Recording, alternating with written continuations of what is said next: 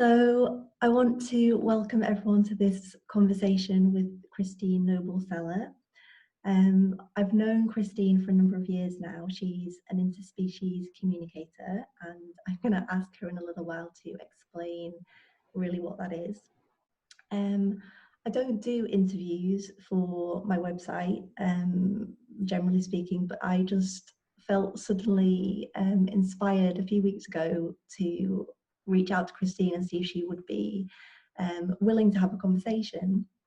And the reason for that is I've been becoming more and more interested myself in my own work and my own life about listening to life and to the natural world around us, and really beginning to feel that the disconnection that we have from that, from the natural world, from animals, from ourselves, is a large part of the problem, that we have, when we think about the destruction of the planet, and that we really need to reconnect to that and to listen. And I thought Christine would be such a great person to talk to about that and to see it through the perspective of her work. And she's so knowledgeable and so interesting. So welcome to everyone who's listening. And I'm just going to jump straight in and ask Christine to tell us a little bit more about what it is that is interspecies communication. What is that, Christine? Sure, Leah. Thanks for the invite. I always appreciate any chance to talk about interspecies communication. And while everyone may think, oh, this is an interview with an expert, the reality is we're all experts. We just don't realize it. We don't honor it. We minimize it. We are part of nature. We are animals too. So what does an interspecies communicator do? I help remind people of their natural innate connection with nature, that we're part of nature. I work with the animal kingdom, and the animal kingdom is comprised of humans and non-human animals, because humanity often forgets that we're animals. So I help people who live with animal companions, people who have working animals, service animals, rescues, shelters, wildlife, or people who want to get a sense of reconnecting with nature to do that. People might feel a little uncomfortable or a little awkward or a little at loose ends how to do it, but really it's just helping remind them of what our natural way of being is, what our natural way of communicating is. And it's based on a natural language that we're all born with, and because we don't use it, we forget it, and we're rusty because we don't practice it.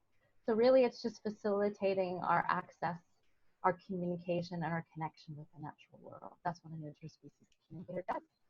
Okay, thank you. That's a really clear and simple way of explaining it. Thank you so much. And I already feel like, gosh, I don't know which directions to go in, because you've already brought up things that I wanted to speak about later, but I think I'm going to try and just leave them aside for now, because I want to understand, first of all, more about your journey into this work. Because even this morning I told someone that I was going to be speaking with someone who does this work, and they said, I don't even know what that is. So how on earth did you even come to be doing this? What was your journey to this work?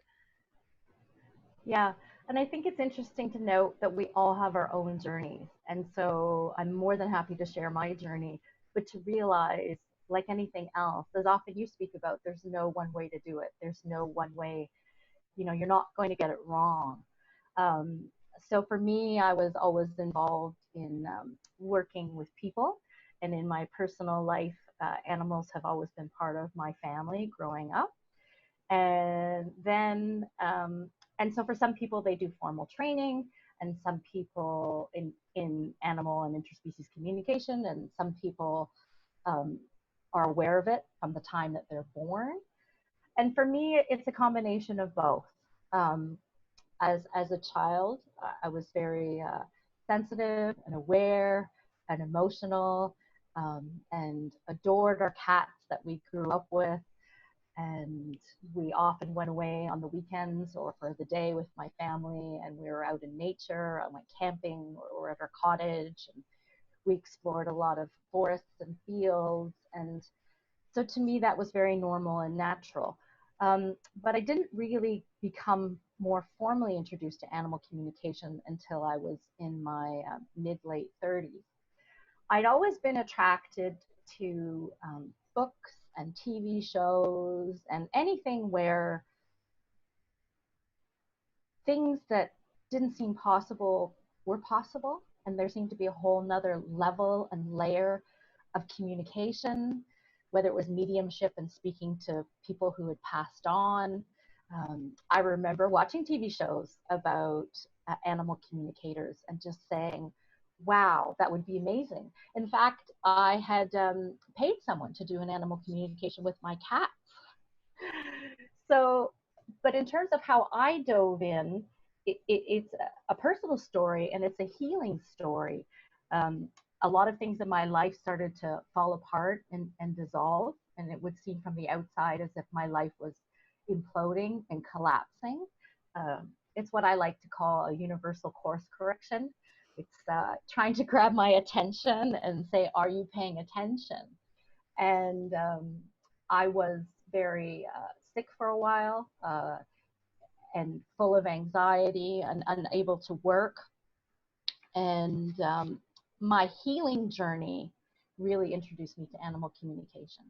And it was actually joining a meditation online with another animal communicator and speaking to my own animals. But then I was visited by some animals from my childhood that I'd had a traumatic memory around.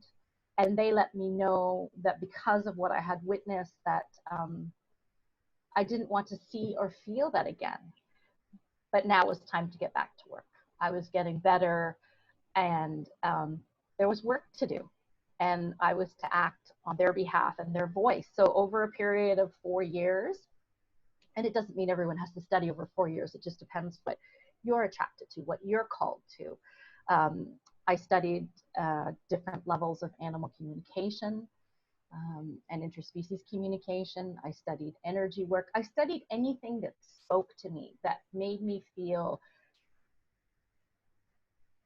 well, just that spoke to me, and anything that I felt could help me or help me help the animals or help people to help their animals. So, and then basically I opened my business in 2014 and I'm entering my 7th year, and I continue to learn because the animal kingdom and nature and humans continue to teach me, because we're both a teacher and a student, and those we work with are also a student and a teacher.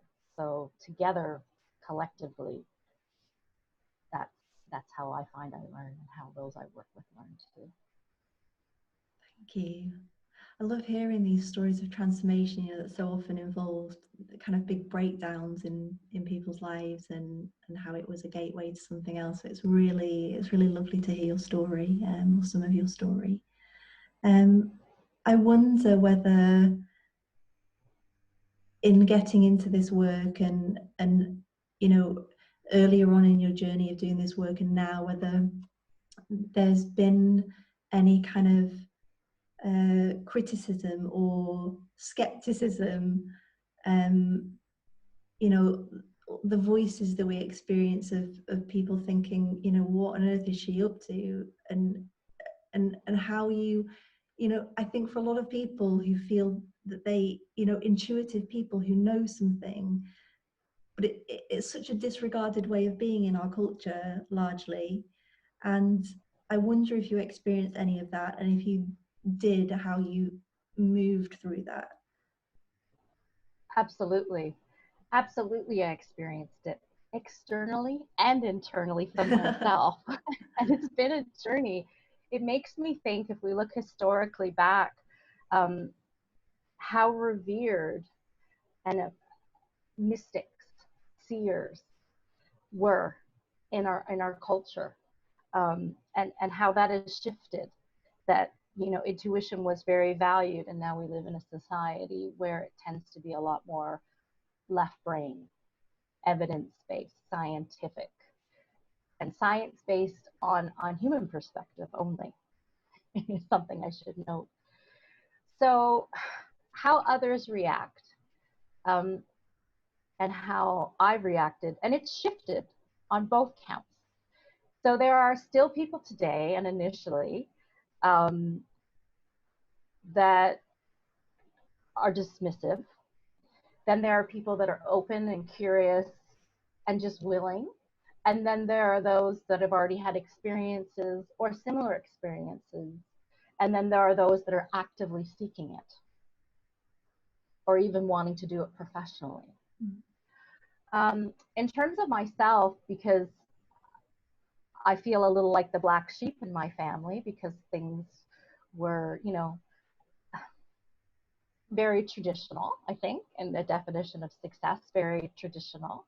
And so to step out into an area that my community and my family didn't necessarily understand, well, they were animal lovers, was somewhat isolating. A sense of not feeling understood or appreciated or even interest at times. How I've come to deal with it is a few things. Meeting people where they're at. Really not pushing, answering the questions they have. Because I've had people reach out and say, oh, will you do an animal communication with so-and-so? And it's not even their animal. And it's like, unless the request comes from the family and they're open to it, I would be doing a disservice, because it would circumvent the fact that maybe later they might be interested. And it's not going to serve anybody if everybody shuts down. Planting seeds, sort of awareness, just allowing people to take information as they're ready. Again, not pushing, not forcing, not striving, and just being available to answer what questions they have when they have them. Also, what helps is to help them connect to their own experiences that maybe they can't explain or that they've had. And I also am most comfortable now with anybody that's skeptical, because simply what I do, these are particularly with clients that I work with professionally, is in the first 5 minutes I introduce myself to the animal that they want me to speak to, and I relay on the animal's behalf about the animal to their person. Only things that their person would know. And so I trust that if I am doing my job well, they will feel comfortable and confident and recognize their animal family member.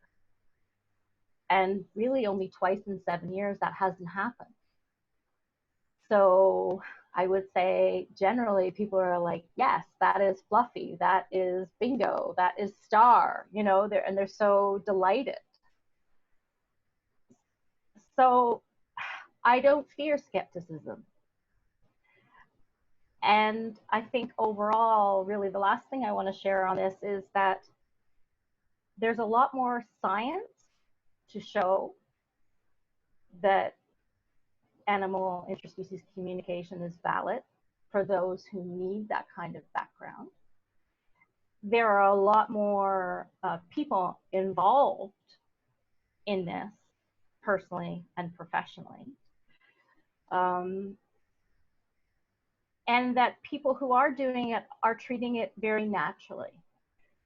Because if we look, while our whole world isn't practicing it actively, if we look across the communities in the world, we still see it being practiced by ancient indigenous communities.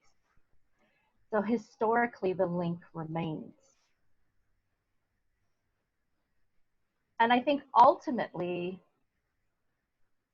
for sensitive, creative, intuitive people, who sometimes can be people pleasers, who can sometimes worry about what others think,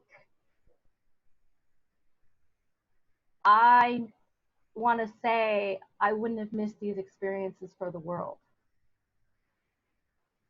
So yes, while I still may have tendencies and vulnerabilities to being concerned about what others think, I know that there's more beyond that. And I know that's just my thinking mind protecting me. And that's just the way it operates. But that it's a visual road barrier. But I don't believe in that barrier. I walk around it now. I don't let it stop me. So I think different people will find different ways to get comfortable with this, because there's no one way for the journey. But that's just been me. And I think I'm also seeing a rise in interest in empathy as the basis for leadership. And also with the crisis in our world, our planet right now, I think more and more people are waking up, or those who are already awake are realizing that action needs to be taken, and it needs to be taken now. Mm-hmm. It doesn't seem so out there anymore. It seems absolutely just simply necessary that something change, something shift, that we co-create, that we work together, that we are one, that it is collaborative. Yeah, that's so beautiful to hear, Christine. And you bring up a really nice point that, you know, communicating with animals in the natural world is something that has been going on since the beginning of, you know, time. And it can seem like it's this new, you know, thing, like, oh, what on earth is that? But actually it's a very old thing, and it's just been made more visible again and kind of coming back into, you know, acceptance by more people. So I really liked hearing that. Thank you. Good. I agree. And it's true. What is old is new again. Yeah, right. If it Everything worked just, before, there's some truth in it, and perhaps it might work again. Yeah. It's kind of one of the things that I've been thinking about, that I think, you know, is kind of the importance of these, like the old traditions and crafts that we had, that, you know, have so much been lost, and the importance of trying to keep those alive. And this feels kind of in that same realm. Yeah. It does. And I think what really comes to mind is the reason why we find ourselves in this situation, in this crisis, is that humankind has become disconnected, that we have forgotten that we're part of nature. We have forgotten that we're animals. There are even those in humanity that have placed themselves above the animal kingdom, as if it's a dominion, as if we're in charge, if we're superior, when in fact intelligence has nothing to do with brain size or even having a brain at all, because life in itself is intelligent. And nature and the state of nature is a reflection of humanity's state. Mm. And when we realize that we're made up of the very same things that nature's made up and other animals are made up of, we come to realize that what we do to ourselves, we do to others. I'm just having such a nice experience listening to you, because we've had this conversation before, but my gift is articulating things in words and in written down, and your gift is articulating things in the spoken word. So I'm listening to you thinking, yes, I understand, that's all the things, but I could never say it in the way that you do. So it's so beautiful to listen to you. And what you've just keep writing, and I'll keep speaking. Yeah, right. I think what you were just speaking about, I wrote down a couple of things from your website that kind of really resonated with me. And one of the things was, when you go onto the homepage of your website, the very first thing that you see is conversations with animals, deepening universal connection between humans, animals, and nature.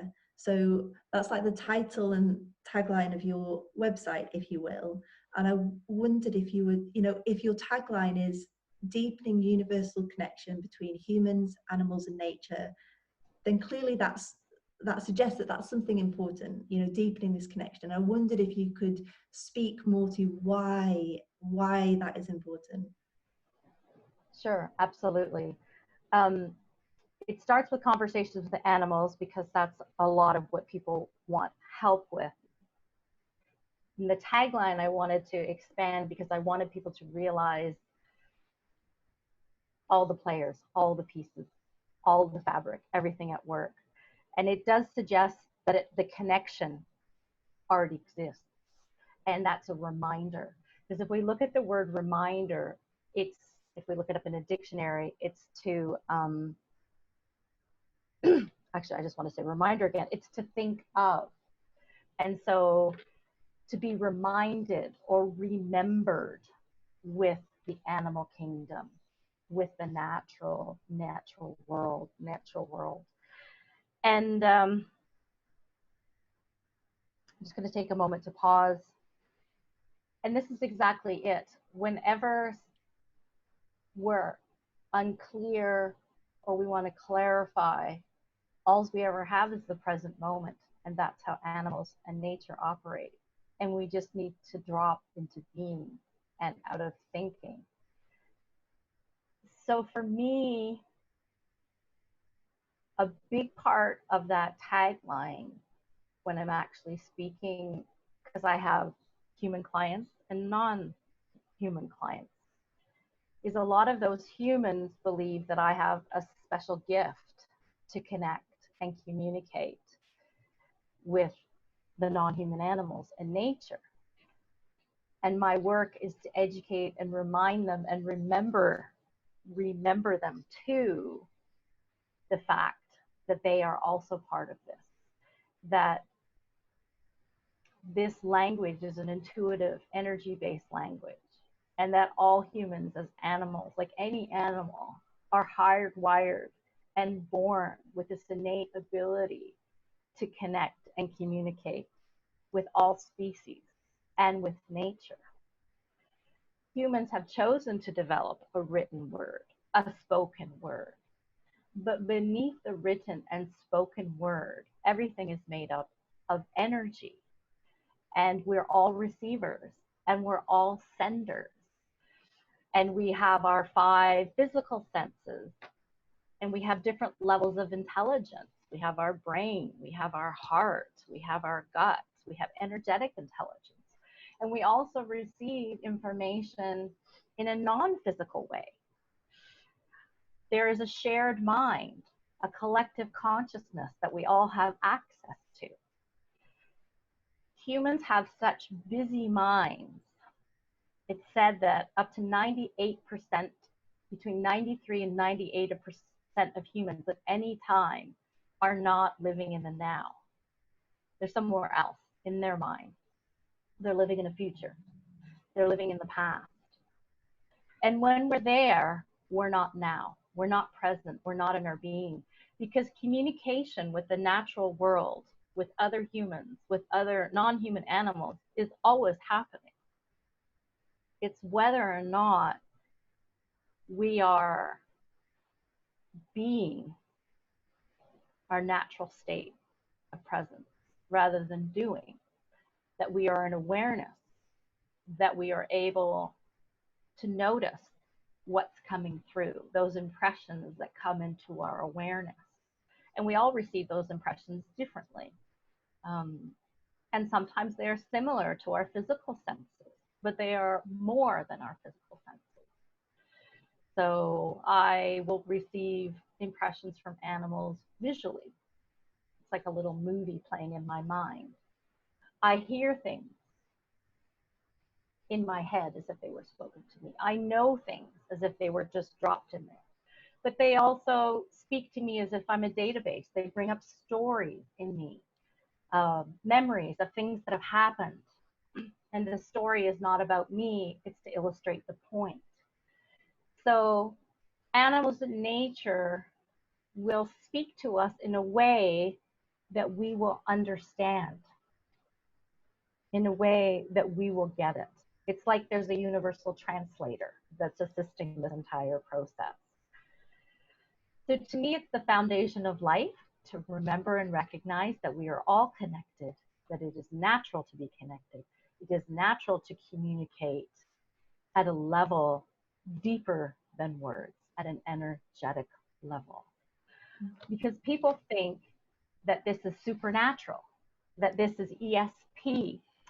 And some of you may have seen on YouTube, there's a very popular clip called When Diablo Became Spirit. And this is about a black leopard in Africa who was abused in a European zoo, and he is rehomed. And the sanctuary notices that he's very irritable and unhappy. So they bring in Anna Breitenbach, who is a South African communicator. And this is actually part of the world's first feature film on interspecies communication. It's a documentary. And she speaks with Diablo and finds out what had happened to him in his past and reassures him that nothing is expected of him now. And he's concerned about 2 cubs that were with him. And she's able to relay that from the sanctuary owners of what happened. And also the leopard shared that he didn't like his name because of the connotations, the energy associated with Diablo, with the devil, and that he wanted to be named Spirit.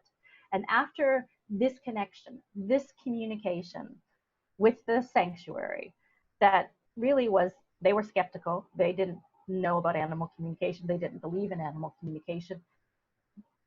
But when they heard Anna ask about the cubs, they're like, she didn't know about that. When they saw that his name changed and that he heard there were no expectations, for the first time in months, he got out of his shelter and started to explore. And then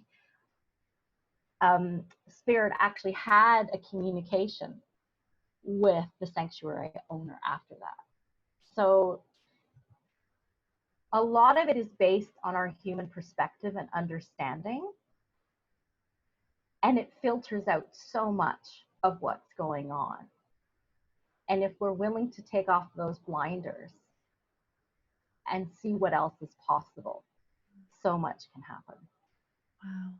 My gosh, there's so much in everything that you've just said, and my mind's, I'm trying to like remain present with Christine and not like try to remember all these things that you're saying.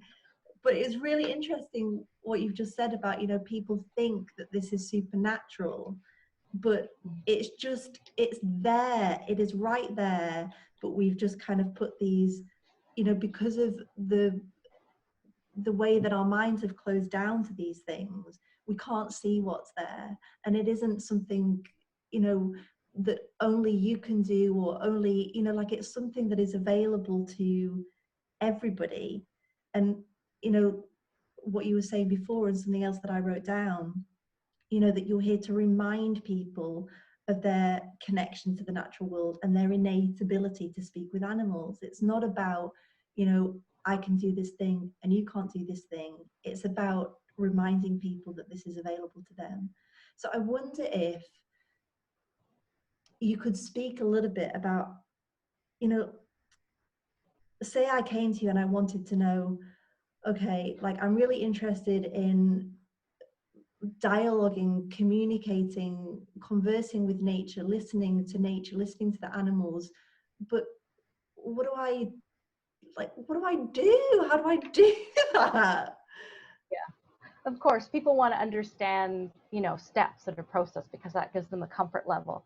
But I want to re-emphasize something first here, and then I'd be happy to go into some various ways what the process would be. Back to Anna just for a moment. So at the end of the film, what she says is, animal communication isn't supernatural, one word. It is super natural, 2 words.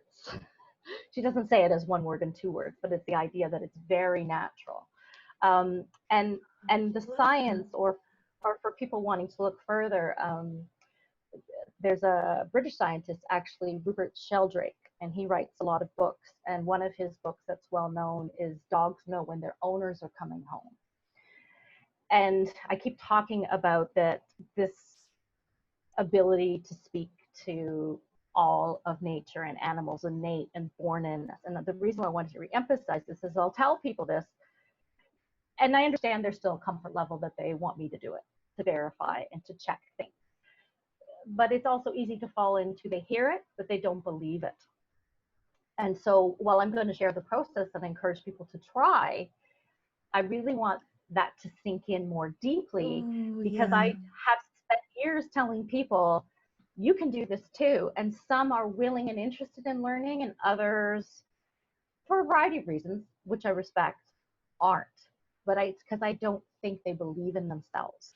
Right. I'm so glad that you said this because, yeah, I think this is something that I see a lot as well in my own work. And it reminded me of something that I was thinking about, as part of our conversation. Like I'll listen to, some interviews and, people can often talk about how they hear their guides speak. Oh, my guides told me this, or my guides told me that, or my angel said this. And then it's easy for people to think, well, I don't have any, like, guides don't speak to me and angels don't speak to me and I don't have that experience. But we all are having experiences, but we don't trust that because it doesn't look like that, or because it doesn't quite fit the description of what Christine said, or then we don't think it's real and we think we're imagining it or something. So I'm so glad that you said that, and please continue. So a couple more points on that, and then and the process. And I think this is also too, is that our own perception will color how we do things, or our comfort level. And that's why I like to explain several different ways to do animal communication, because it can be as practical and normal and straightforward as making a peanut butter and jelly sandwich, because that's people's comfort level, or it can be more seemingly metaphysical. But the reality is, it is the quantum physics reality, the way that the world is built. And it's just the language that we use that we have comfort around understanding. So what I want to go back to what Rupert Sheldrake said in his book about dogs knowing when their owners come home. So we talked about that this is available to everyone. We've talked about that it's energetic. We've talked about it's intuitive. And so many people will tell me, I'm not intuitive. And I'm like, we are. It's just that it's not nurtured. It's not fostered. We don't trust it. Humans have difficulty discerning between what is their thinking mind and what is their intuition. And I ask people, have you always had an experience of intuitive warning or caution? And most people will say yes. And I say, how does that feel? How does that compare to when you have doubt in your mind? And they're like, they're different. And I'm like, that's how you can tell the difference between what is your inner wisdom, your internal compass and navigation system, versus your built-in brain that is there to keep you safe.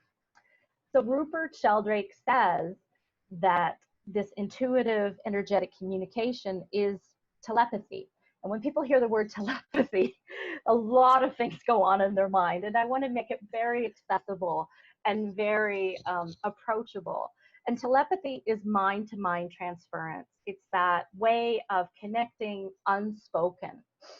And that's what it is. And he says that he's learned by studying animal species that telepathy is a normal, a supernatural, again, two words, way that animal species communicate with each other. So it's taking away that element of that's a gift, that's special, I can't do that. It's saying, again, that it's accessible to all. And this is the point that I can't make enough, is that it is available, it is happening. We get in our own way and we talk about blocks. That's a whole nother subject about what blocks us from our intuition, what blocks us from trusting, what comes up in the process of that awareness and those impressions coming to us. So why don't I dive now into how does one talk to animals in nature? Would that be good? That would be amazing. Yes, thank you. Okay. So again, know that there's no one way to do this, that there are teachers out there, there's books out there, there's courses out there, and you'll find, I think, generally some overlap, some things that are common denominators, and then you'll find some differences, and those differences just might be the little nuances that you need or don't need. So being willing to trust what works and what doesn't work. So knowing that nature and animals are always communicating by being, just being, The challenge for us as humans, how to communicate, is to get out of our thinking, busy mind into a natural state of presence, into the now. And it can be likened as a letting go or just a dropping into the body. Because as we relax the body, we relax into our being.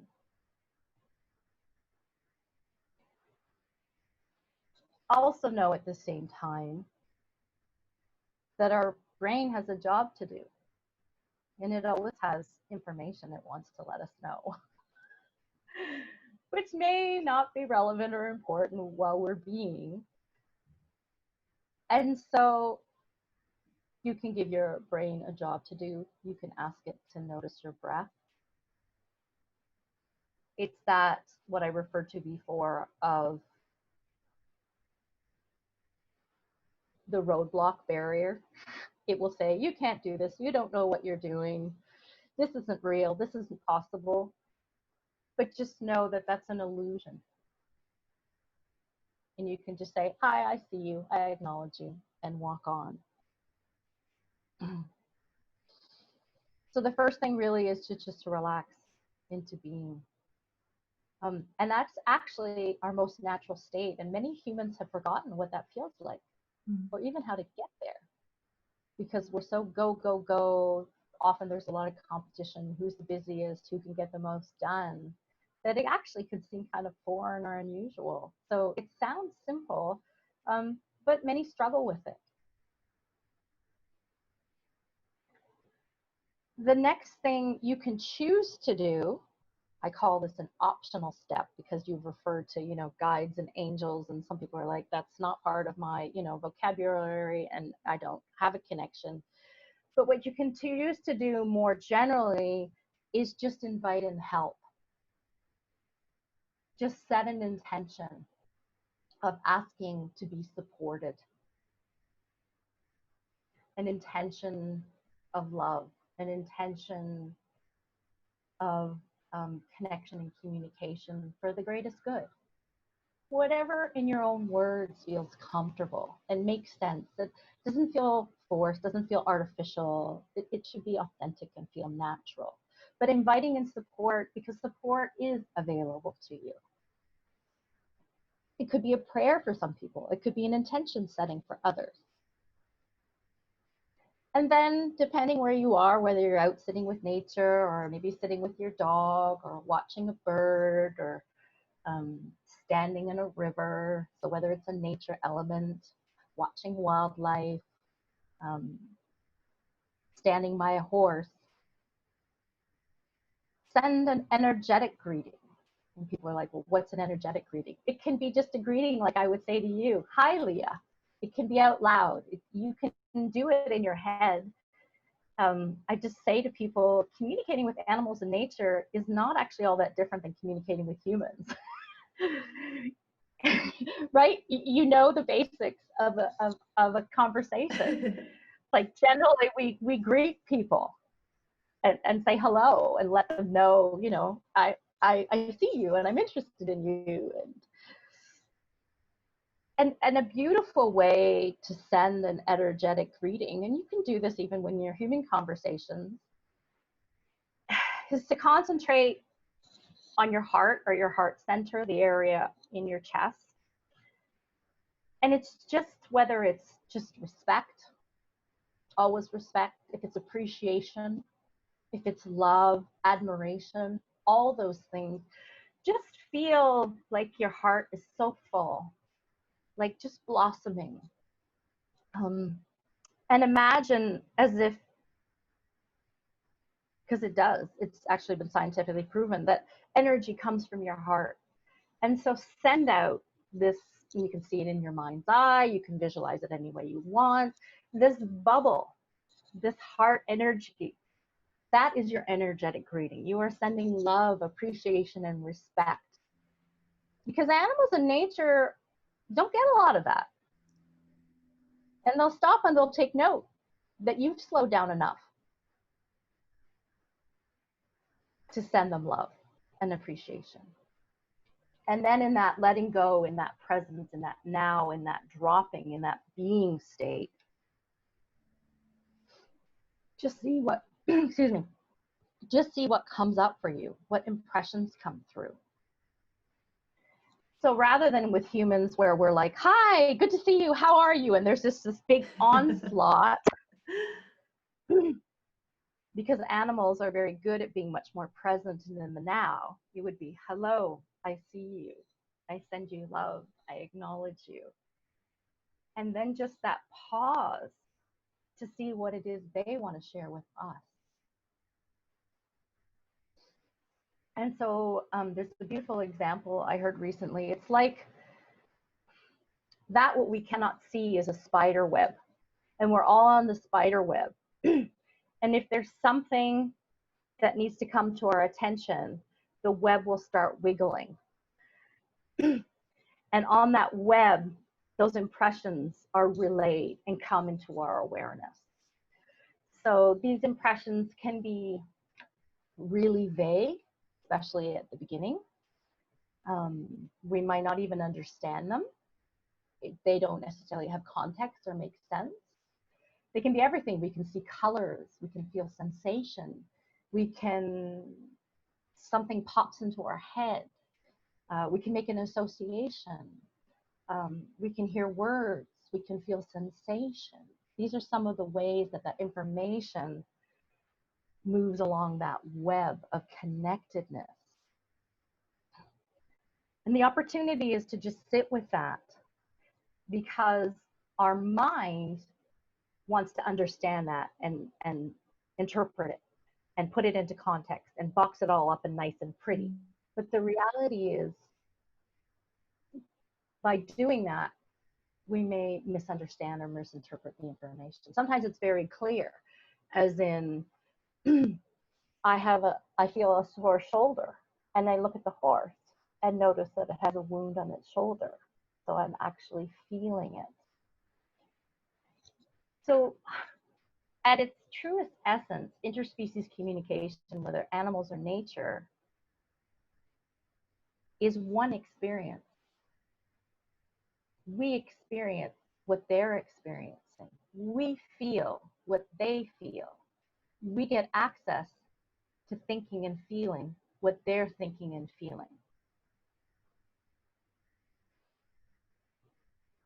And that's how we receive. Yeah. I really, one of the things that I really felt as you were just talking about, that about how to go about it. Well, first of all, just the simplicity of it, but also just in that first step that you were talking about just, coming into presence. And it's like, if you just do that, if you just do that, then everything else unfolds on its own. It feels like that's my experience. If I'm just here and then I don't need to worry about anything else, because I'm just going to find myself being like, oh, hey, Robin, and like just things happen. So, and I also, it's interesting because there's the kind of becoming present, in nature outside with your dog, but also the opposite about how being there helps you come into that presence as well. So it's kind of like a chicken egg type thing, but just the simplicity of it and the accessibility of it is so beautiful. And you began to touch on some things just towards the end there that I feel are related to what I wanted to ask you about your work. You're going to be soon going into an experience of an online retreat for the White Lion Protection Trust in South Africa. And I would really like to hear more about that, because I think it is a really nice example of what is really important for all of us at the moment in listening to life and to nature and to animals, and just the importance of that for the planet, really. So Oh, I'm loving this conversation. There's so much to be shared and some good points. I just want to comment on a couple of things, and then I'd be more than happy to share about the retreat. So I think something to bear in mind when we're aware and consciously communicating with animals in nature is that it's a really good indication if they continue what they're doing, because it means you're relaxed and they just feel safe and comfortable to keep doing what they're doing.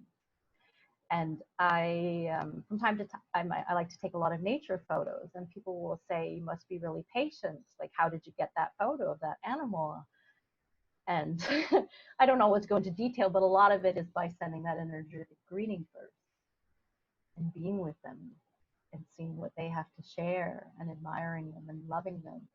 And then the other part of the communication that I didn't relay, because I talked mostly about how to receive and greet, is that we can send questions. And they're as simple as sending questions as we do when we speak out loud. But a lot of animals do very well with visual. So sending a mental picture along with it. And yeah, so I ask these animals if I can capture their beauty and their magnificence to share with other people. And I find that I get some really beautiful shots, and inevitably somebody will say, how did you get that? And it's again because there's a connection and communication that's been established, a mutual understanding and respect, and an asking for. So yeah, just noticing that if the bird doesn't fly away right away when you start speaking to it, that the frog doesn't go under the puddle, it means it's present and paying attention. And that when you do ask a question, trust that you have the ability to do it, and trust that they've heard you, that you don't need to ask it 5 times. Right. Oh, yeah, I like that. Yeah. So that's just what I wanted to finish up on the communication No, that's, part. yeah, really beautiful. Thank you. Yeah, and with regards to this, yeah, so I've been invited to attend. It's called a heart gathering, and the letters of heart stand for heart energy achieving real transformation. It's very exciting. Very excited. The Global White Lion Protection Trust, which was founded by Linda Tucker in 1991. And Linda became a conservationist. Previously, she was in international marketing and fashion.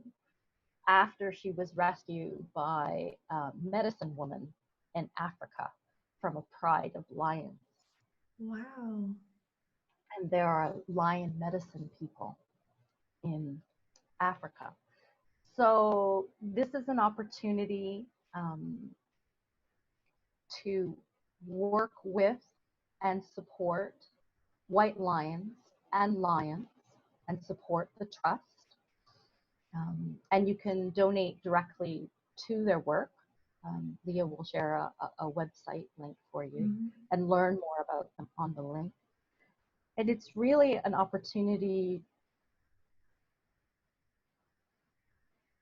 to work in concert, directly in concert with Mother Nature and the animals, to be their voice, to learn what it is that they want, need, and how can we facilitate that?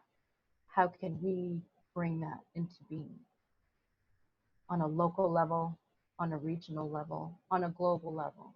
And what does that look like as a personal vision for us as well? So I'm really deeply grateful for this opportunity, and going into seclusion for the time of the retreat to really move away from the distractions of the modern human world, to really feel that connection, because it's humankind is a very interesting species. We build our homes, and then we don't necessarily want the indigenous populations or the native animals that live there to be in and around our homes. And yet we are the ones that are building on their homes and not sharing our habitat. people complain, and language is very important too, because words have energy. And we might call plant species weeds, and it's not recognizing their beauty and their potency and their purpose, that humans have forgotten. They have value just in being, and actually forgotten their medicinal purposes. And humans often don't value smaller animals, rodents and insects, and we give them less importance because of their size. And we call them pests because we find them to be an inconvenience. So our perspective, as well as our language, has great importance. And humans have a lot more tools at their disposal than they realize to affect positive change in their homes and in their communities and around the world. Often we feel so overwhelmed that we shut down, and we feel like we can't do anything and we can't make a change. And lately I've become involved in sacred activism, which differs from activism. And activism can come with a lot of anger and rage and can be very unbalanced. We can spend a lot of time working for these causes and then turn around and be grumpy with our families and not be so nice to our animal family members. And it's a bridging of spirituality with activism and recognizing the challenging feelings that we experience because of the state of the world. It's looking at the shadow, the things we don't want to see. And a lot of it is about personal responsibility, and looking at the things that are uncomfortable for us and doing what we can do, and in our own responsibility and our own decisions and our own choices, that has an energetic rippling everywhere. And that the power of prayer and intention, a lot of people dismiss. They don't feel like actions that make a difference, but truly they do. Truly they things that come into being from a quantum physics viewpoint come into being through this intention before they're created into form. So we can send love to an ecosystem in another part of the world, to a crisis in the part of the world. And we can couple that with action. And we can take practical steps in our own lives. And I think another really amazing thing that I'm learning about sacred activism is that feels so freeing as a human being is that we accept we can't do it all. And that we can detach from the outcome. And we can trust that there is a process that needs to unfold. There are things that are going to happen, and we can't guarantee the results of our action. All we can do is put out the energy or do the action or do both, and then let it go. So again, like the animals, it's just being now. So many of the people I work with, and I understand this, and this is why I appreciate sacred activism, where spirituality would be like, oh, it's okay that all these animals are disappearing and going into extinction, and it kind of ignores people's pain and suffering. And sacred activism is feel that, honor that, and don't get stuck in it. Send ripples of love. You're really speaking to, sorry to interrupt, you're really, this is really, so much of what I'm interested in at the moment, and I really appreciate you speaking about all those things. And it reminded me, I wonder if you could share, you shared with me once, I think, when you were previously doing a prayer exercise with the White Lion Trust, I think, and I think you shared some information with me about some research that had been done about some impact that prayer had. I don't know if I'm remembering correctly, but I wonder if I am remembering correctly, whether there's something that you can share there just to illustrate that prayer is important if that's something that, you know, that you do or you feel called to do. You remember bang on, Leah, absolutely. Winter Worsthorn of South Africa, of Animal Talk Africa, and Linda Tucker, who is the founder and CEO of the Global White Lion Protection Trust, will offer from time to time Global White Lion prayers, global prayers and meditation. And these are free to join, or you can make a donation, and they're available online. You can watch past ones as well. And very often they reach out to the world to do these meditations, because what's unique about the white lions is they are perhaps the only species of white animals in the world, because white animals are considered sacred, that aren't protected. And in Africa, there is a barbaric practice of raising lions, cute cubs, for tourists to pet, take pictures, they profit off of them, and as they become older, they sell them up for trophy hunting and kill them. And this is big business. And this is not the purpose why the lions are here. And so Linda in particular has been fighting for the white lions and goes to Parliament to educate and make presentations. And so the invitation will be extended. Information will be shared of what the situation is, when the meeting is. And so it's sacred activism, it's meditation, it's prayer, of sending energy for the highest possible outcome. And they've tracked this because there have been many global prayers and there have been many visits to Parliament or legislative bodies.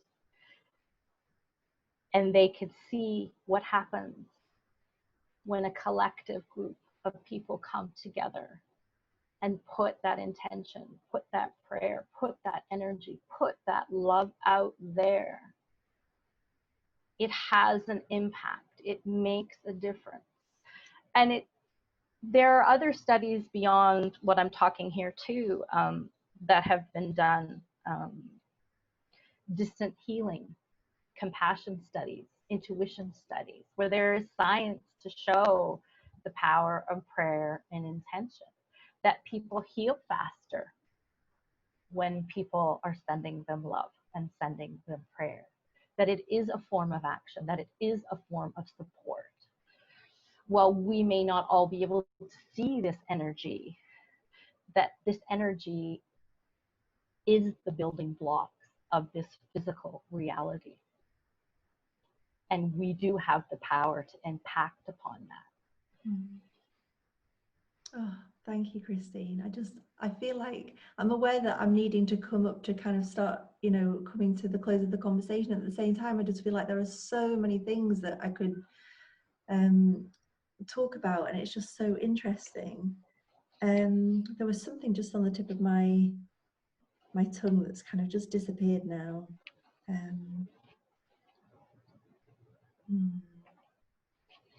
Oh yeah, I was just thinking that, you know, one of the things that I'm really getting from this conversation is how we all have an opportunity, we all have access to do all of these things, and it's only kind of, you know, what you were talking about before, realizing that that is available to us, and realizing that we have that connection, that we can all play a part in this, and the responsibility of that, and waking up to that responsibility, and being excited about that responsibility, and taking action, whilst letting go of the outcome, which, like you say, feels so freeing and liberating too, because there is no point in taking that action at the same time worrying our heads off, you know, for the rest of the week or the rest of the year or the rest of our lives. It's not, you know, it's not of service. So to finish, I just feel like it all feels unended because there are so many things I could ask, but I wonder if there's anything that you feel specifically that you would really like to share with anyone listening to this, or that you would, you know, anything that you would really like to leave people with? I know one of the things that you said was, you know, trust yourselves. But I'll just see if there's anything that you particularly would like to speak about just before we finish. Sure. There are a few organizations that I want to mention that I particularly like. Again, always put them through your own truth filter, whoever's watching, to see what's a fit for them, and trust that again. And I think it's because they exemplify the conversation that we're having here, and they offer regular continued support around how to make these changes. And why I want to mention them, I want to come back to that point again. It's kind of like a re-emphasis, is that it's very easy to become overwhelmed and become stuck. And as I said, with sacred activism, honor that feeling, but then move into personal responsibility. And talking about personal responsibility here, this is something I want to expand on, as well as the organizations. We often question, given the complexity and the severity of the situation the world is in, how can one person make a difference? I like Dr. Jane Goodall, and I've seen her speak, and she understands the importance of working with humans, animals, and nature, because in much of the world, humans are not thriving. And if they're not thriving, they're not going to care about animals and nature. And so really supporting all of it benefits all parties. And speaking of one person, and we're not all going to be a Jane Goodall, we're not all going to be recognized, but next week marks the 1-year anniversary, the 60-year anniversary of when she went from England to Gombe, where she studied the chimpanzees, which is now in Tanzania.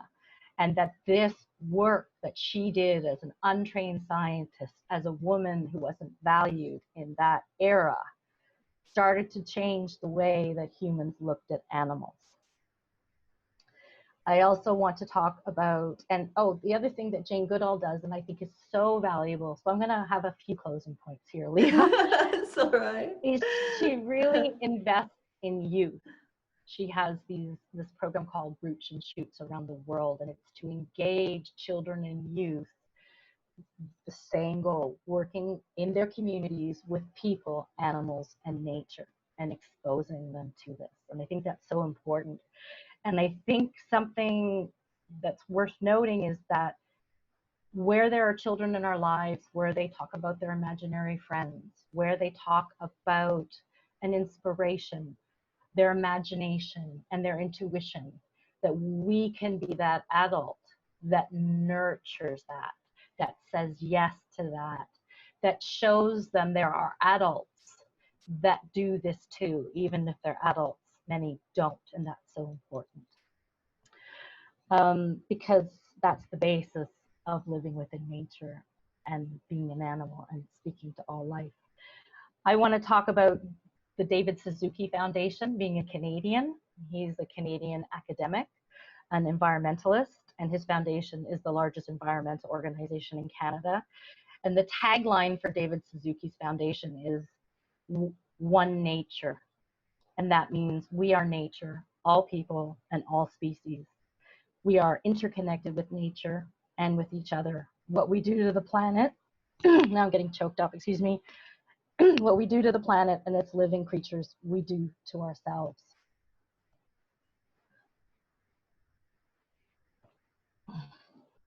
Another organization that I really enjoy is the Earthfire Institute Wildlife Sanctuary, located in the United States.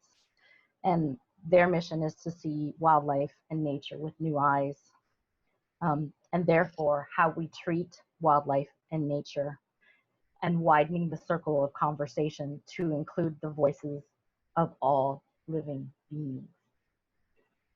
So there are individuals doing this, and there are collective groups doing this.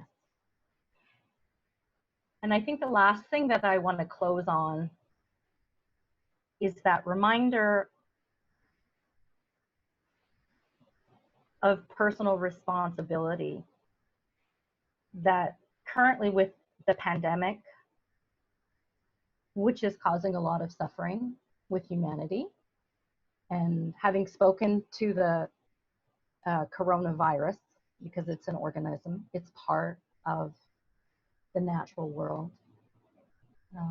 And I'm not alone in having spoken to it, but this is actually a very gentle way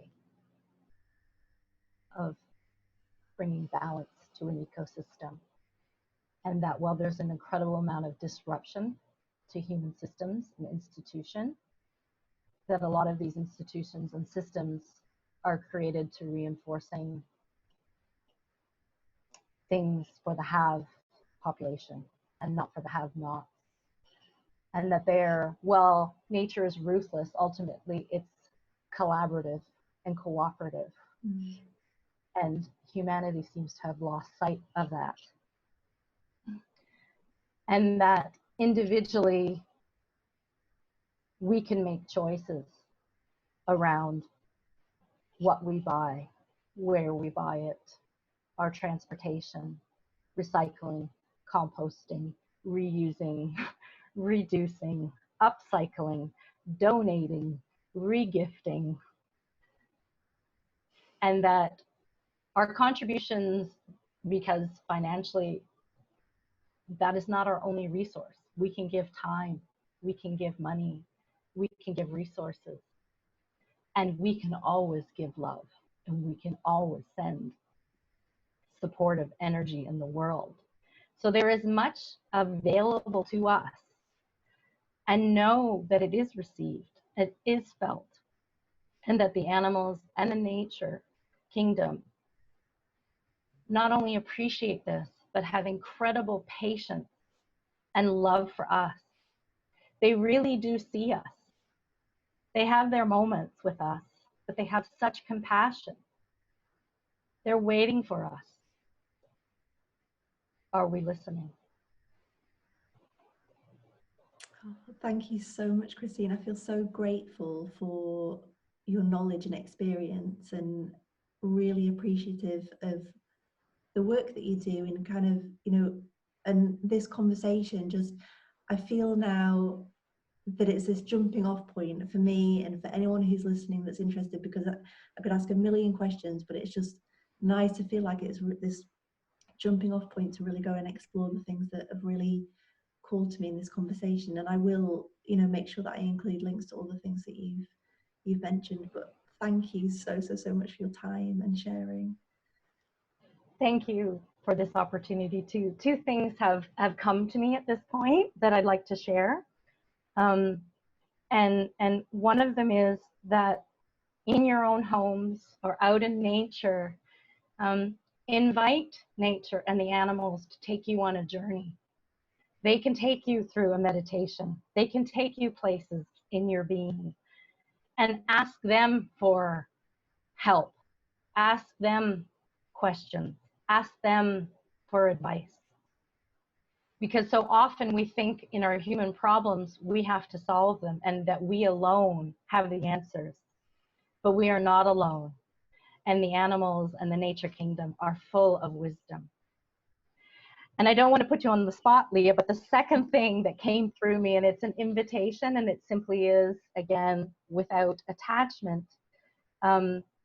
If there are a lot of questions, perhaps they could send them your way, and we could have another session where we just simply answer those questions, and that those answers don't come from me, but come from the animals and nature answering, because I'm a facilitator or a translator relaying their messages of how they would respond to people's answers. And that's what they have asked me to share with you as an opportunity. Oh, thank you. And I absolutely love the idea. I'm thinking that's something that maybe we could do live somehow. Yeah, so anyone out there who's listening, please, you know, if you feel that you have a question, you can send them to me, and yeah, we'll sort that out. I really like that idea. Thank you, Christine. Well, you can thank the animals and the nature, because they're the ones who sent it I through. thank all of you. Okay, I'll let you go, but thank you so much. Thank you, Leah. Thank you, everyone, for watching and for caring.